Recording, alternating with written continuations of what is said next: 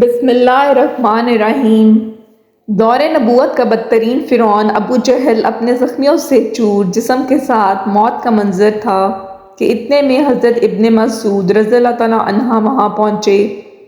آپ نے اسے داڑھی سے پکڑا اور گردن پر پاؤں رکھ کر جو زور سے دبایا تو ملعون کی آنکھیں پھٹ پڑیں۔ کہا، اے دشمن خدا، تو فرعون سے بھی بدتر ہے۔ ابو جہل کی زبان کھینچی چلی آتی تھی مگر پھر بھی تمسخرے اڑانے سے باز نہ آیا۔ ناظرین، یہ وہی ابو جہل ہے جس نے اپنی پوری زندگی پیارے آقا صلی اللہ علیہ وآلہ وسلم کو اذیتیں دینے میں گزار دی۔ اس کی موت اور اس کی لاش کے عبرتناک انجام کا واقعہ بھی اسی طرح بھیانک ہے کہ جیسے فرعون اور نمرود کی ہلاکت کے واقعات ہیں۔ چنانچہ حضرت عبد الرحمن بن عوف رضی اللہ تعالیٰ عنہ کہتے ہیں کہ میدان بدر کے روز دو نوجوان لڑکے معاذ اور معوذ یا معوذ رضی اللہ تعالیٰ عنہ میں سے ایک نے آ کر مجھ سے پوچھا، چچا جان، کیا آپ ابو جہل کو پہچانتے ہیں؟ میں نے سنا ہے کہ اس نے ہمارے آقا کو بہت دکھ اور اذیتیں پہنچائی تھیں۔ آج اگر وہ مجھے نظر آ گیا تو یا وہ خود قتل ہو جاؤں گا یا اسے قتل کر کے دل کی بھڑاس نکال لوں گا۔ میدان بدر میں گھمسان کا رن تھا۔ جو ہی مجھے ابو جہل دور سے نظر آیا میں اس کی طرف اشارہ کر دیا۔ ابھی اشارہ ہی کیا تھا کہ دونوں لڑکے باز کی سی رفتار پر اس پر جھپٹ پڑے۔ ابو جہل ان پر سوار پھرتیاں دکھا رہا تھا۔ انہوں نے جاتے ہی جو اس پر پہلا وار کیا تو اس کا پاؤں پنڈلی سے جدا ہو گیا۔ ابو جہل کراتا ہوا اونٹ سے نیچے گر پڑا۔ حضرت معاذ فرماتے ہیں، ابو جہل کا بیٹا اکرمہ جو اس وقت یہ منظر دیکھ رہا تھا اس سے بڑھ کر ایک اور وار کیا جو میرے بازو پر لگا، جس سے میرا بازو کٹ کر جسم کے ساتھ لٹکنے لگا۔ میں اسی طرح لٹکتے ہوئے بازو سے لڑتا رہا حتیٰ کہ جب اس نے مجھے تنگ کیا تو میں نے اسے اپنی ٹانگ میں دبا کر کھینچا اور جسم سے الگ کر دیا۔ موقع پاتے ہی حضرت معوذ رضی اللہ تعالیٰ عنہ نے ابو جہل پر دوسرا وار کیا اور وہ اس شدت کا تھا ابو جہل کے جسم سے خون پلید کے فوارے پھوٹ پڑے۔ ابو جہل کو جو اس حالت میں دیکھا تو سمجھا کہ ملعون اپنے انجام کو پہنچ چکا ہے، اور دونوں بارگاہ رسالت مآب صلی اللہ علیہ وسلم میں حاضر ہوئے اور تمام معرکہ عرض کیا۔ تبرہ میں ہے کہ ابو جہل ابھی تک مرا نہیں تھا بلکہ موت کے انتظار میں تڑپ رہا تھا۔ جب معرکہ بدر اپنے اختتام کو پہنچا تو پیارے آقا صلی اللہ علیہ وسلم نے صحابہ کو حکم فرمایا، ابو جہل کو تلاش کرو۔ حضرت عبداللہ بن مسعود رضی اللہ تعالیٰ بھی حکم کی تعمیل میں نکل کھڑے ہوئے۔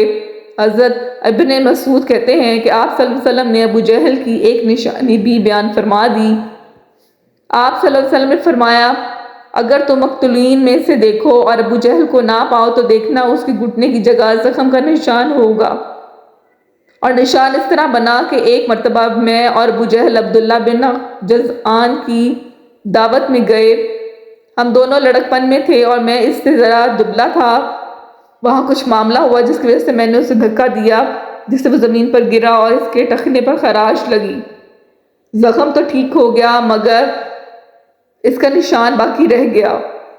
ابن مسعود رضی اللہ تعالیٰ بیان کرتے ہیں کہ میں میدان میں جا کر کافروں کی لاشوں کو پلٹ پلٹ کر دیکھتا رہا کہ مجھے ایک جگہ خون میں لت پت ابو جہل نظر آ گیا۔ اس میں بھی سانسیں باقی تھیں۔ پھر میں نے گھٹنے پر نشان دیکھا تو وہ بھی نظر آ گیا۔ جب مجھے کوئی ابہام باقی نہ رہا تو میں نے اس کی گردن پر پاؤں رکھا اور اس کی داڑھی کو پکڑ کر زور سے تو اس کی آنکھیں پھٹ پڑیں۔ میں نے کہا، اے دشمن خدا، اللہ نے اب تو تجھے ذلیل کر دیا۔ کہنے لگا، اس میں ذلت کیا ہوئی؟ میں تو اس شخص کا بدلہ لینے آیا تھا جسے تم نے قتل کر دیا تھا۔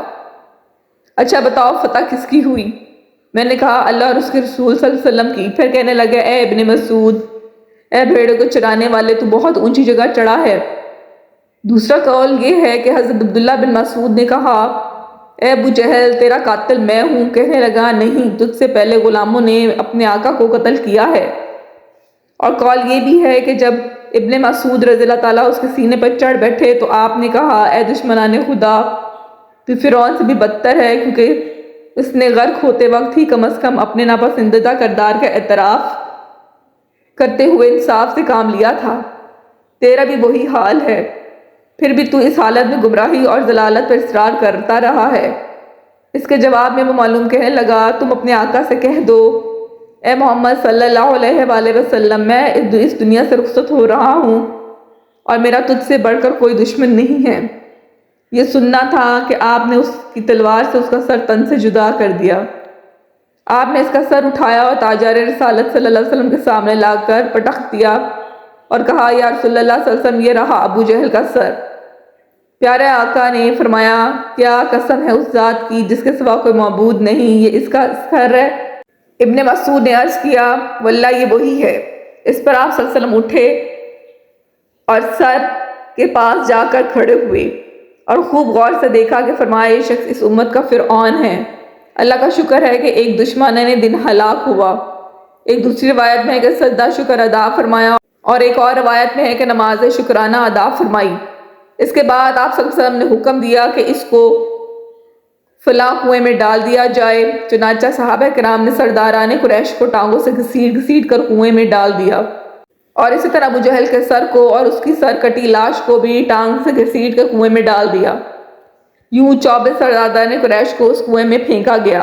اس کے بعد آپ صلی اللہ علیہ وسلم نے مزید 3 روز بدر میں قیام فرمایا، اور جب وہاں سے روزانہ روانہ ہوئے تو اس کنویں پر گئے جہاں کفار مکہ کے لاشیں پھینکے ہوئے تھے۔ چنانچہ حضرت رضی اللہ تعالیٰ سے مروی ہے کہ آپ صلی اللہ علیہ وسلم نے وہاں کھڑے ہو کر فرمایا اے کنویں والو، کیا تم نے اس وعدے کو جو اللہ نے تم سے کیا تھا ٹھیک پایا ہے؟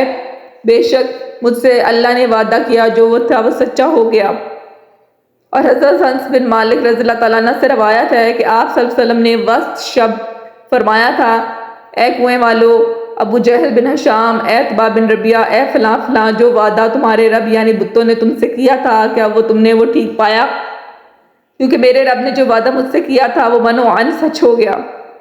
اس پر صحابہ نے یا حضرت عمر رضی اللہ تعالیٰ نے پوچھا یا رسول اللہ صلی اللہ علیہ وسلم آپ صلی اللہ علیہ وسلم بے روح جسموں کے ساتھ باتیں کرتے ہیں؟ تو آپ صلی اللہ علیہ وسلم فرمایا جو بات میں کہتا ہوں اسے تم ان سے کچھ زیادہ نہیں سنتے، البتہ ان میں جواب دینے کی استطاعت نہیں ہے۔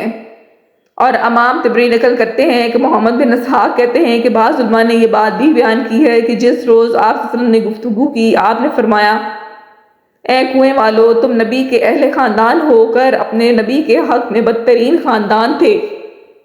تم نے میری تکذیب کی حالانکہ دوسرے لوگوں نے میری تصدیق کی، تم نے مجھے گھر سے نکالا، دوسروں نے میری مدد کی۔ اس کے بعد آپ صلی اللہ علیہ وسلم نے فرمایا جو وعدہ تمہارے رب نے تم سے کیا تھا اسے تم نے سچ پایا، میں نے تو اپنے رب کے وعدے کو سچ پایا۔ ناظرین، یوں ابو جہل کی جہالت و ظلمت کا دور اپنے اختتام کو پہنچا۔ بے شک اللہ کے ہاں ہر ظالم کے لیے دردناک عذاب تیار ہے جس سے بچنا مجال ہے۔